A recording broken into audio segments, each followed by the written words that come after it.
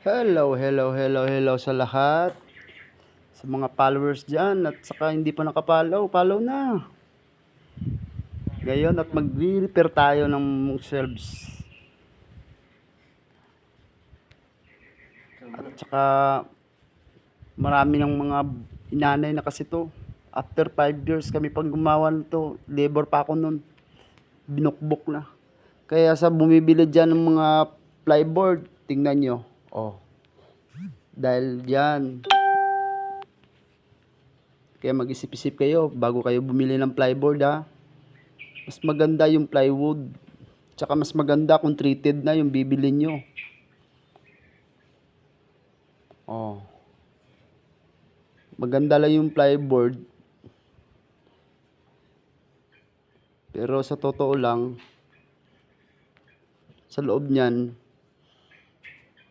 wala talaga. Oh. After 5 years, yan. Yan yung ginawa namin noon.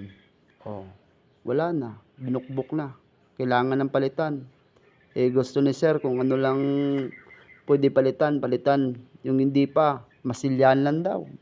Siya bahala. Eh siya naman ang ano eh. Yan. Kita nyo? Yan, mamasilyahan ko na lang daw. Kasi pwede pa daw.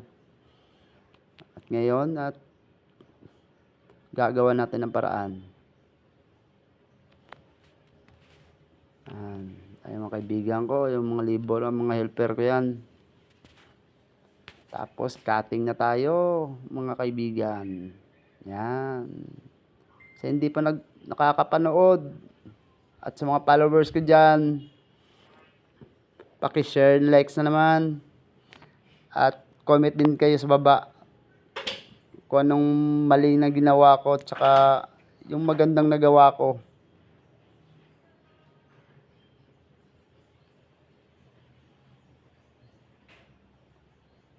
Sa pag-cutting, dahan-dahan lang. Hindi dapat minamadali sa pag-cutting. Tsaka yung gamit ko na blade dyan, ano yan, 6 teeth. Mas maganda kung 60 teeth yung yung blade na gagamitin natin. Hindi natutuklap yung laminated. Tsaka yung plywood na ginamit ko, ano yan, MDF board. Maganda to, hindi to inanay. Pero hindi to pwede sa mga outdoor. Kasi pag ito na nababasa, madali rin to masisira.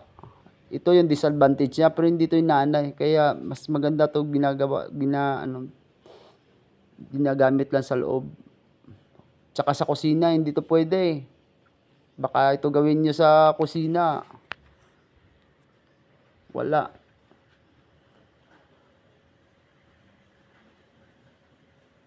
Madali itong matuklap pag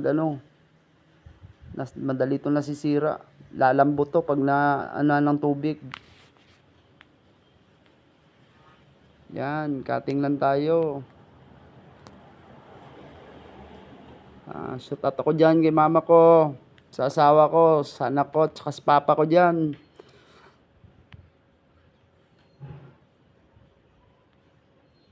Sana mapanood nyo to, mahal na mahal ko kayo. Nya!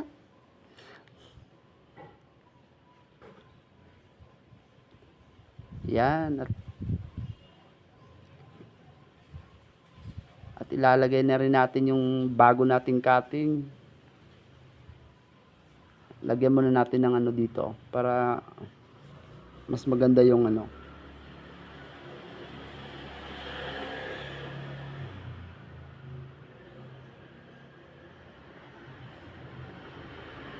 lagay lang ng lagay, tapos okay na.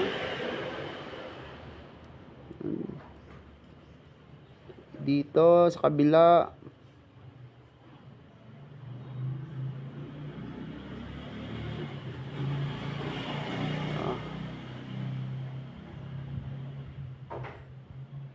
nagtatrabaho ng mga ganito, baka hindi nyo pa hindi pa alam sa gumagawa ng mga MDF board.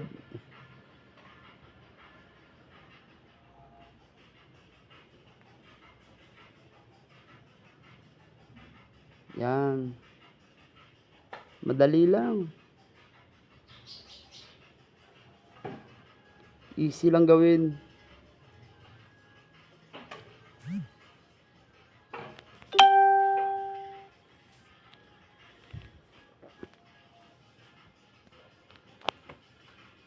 Salamat dyan sa sumusuporta sa akin ha.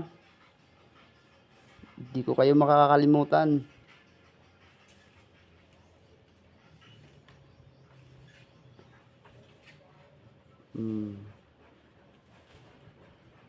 Madali lang to. Yan, tapos na. At nagchichismisan na lang kami. Pagkatapos, yan. Isang kasama ko. Tapos na. Salamat sa panonood. Bye-bye.